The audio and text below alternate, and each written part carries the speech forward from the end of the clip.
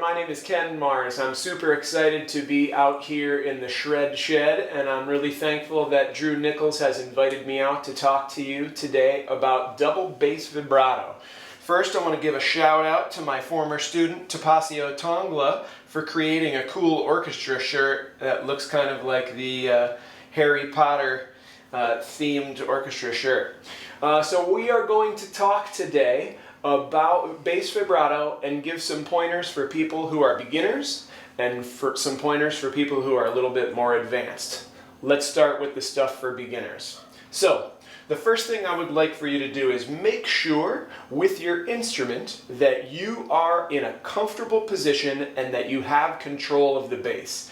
I'm a seated double bass player, and so it's easy for me to have control of the bass. If you're standing, it's important that not too much weight is on your thumb.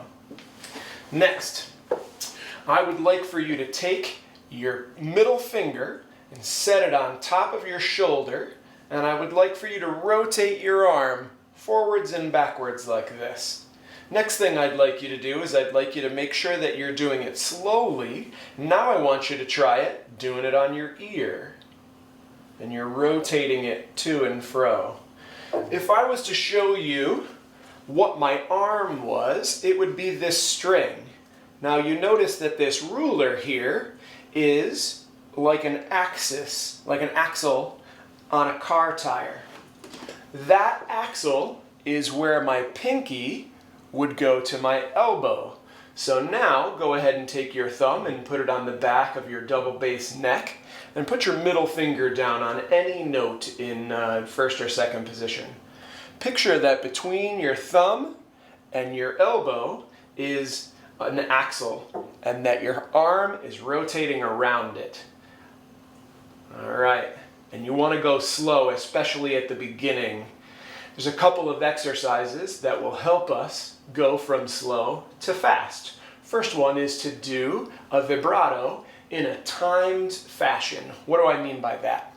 Down, up, 1 and 2 and 3 and 4 and you can actually play while you do it.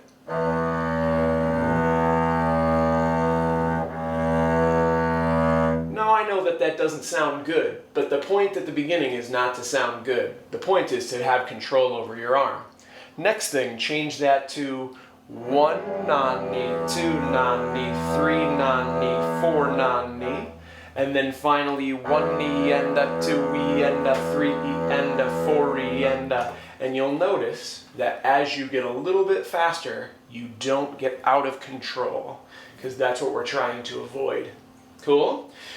Next thing, if you would, when you're playing a scale, I like to make sure I'm doing a vibrato on the long notes at first, not on the fast notes.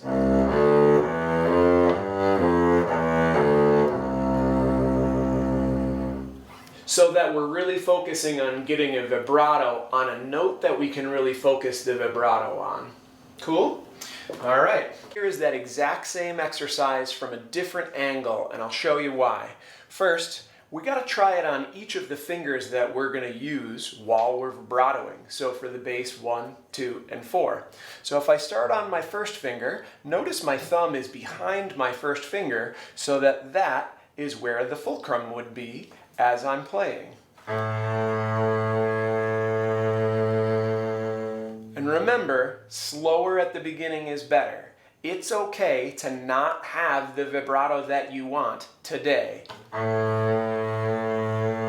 Is going to be way better than, because nobody wants to hear that kind of vibrato.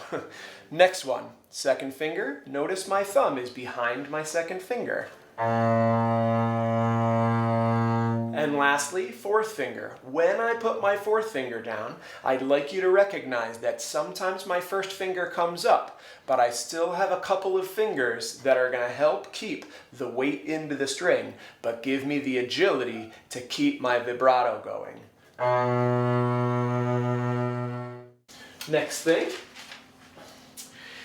if you are an advanced double bass player, and if you've been doing this for a while, there's a bit of a mental game that goes on.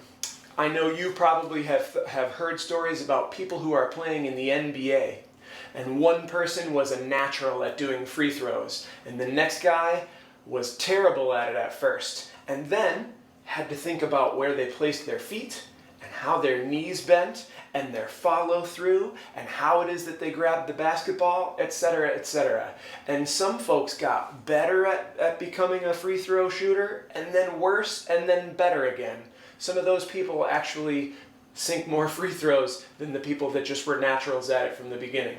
So, give yourself a break. We all play music because this is fun, not because we need to be better than the next person, right? So, while you're playing, think about why it's fun and get your mental game on. In other words, it's okay to be bad at this for a while. I certainly have gotten better and worse at it in my career. Well, I really thank you for giving me this time to hang out with you, and I really appreciate being here in the Shred Shed. I hope you have an awesome day. Thanks.